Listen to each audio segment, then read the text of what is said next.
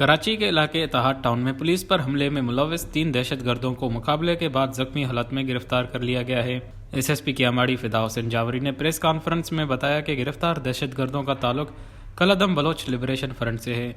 उनका कहना है कि मुलजमान के गैंग का मरकजी किरदार बैरून मुल्क मफरूर है। बैरून मुल्क से ऑपरेट करने वाला मरकजी किरदार माजी में लियारी गैंग वार का हिस्सा रह चुका है।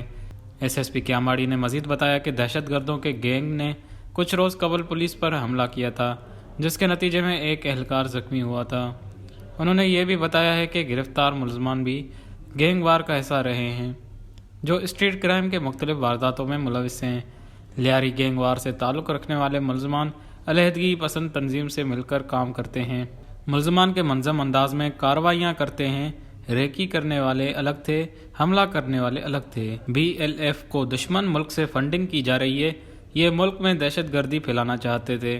मुलजमान के नेटवर्क के मजीद मुलजमान की गिरफ्तारी के लिए कोशिशें कर रहे हैं। मुलजमान की शनाख्त यासिर, शहजाद और यासिर हुई। मुलजमान शहर में स्ट्रीट क्राइम में मुलविस हैं। लूटी हुई रकम भी दहशतगर्दी में इस्तेमाल करते थे। मुलजमान से मुख्तलिफ असलहा बरामद हुआ है।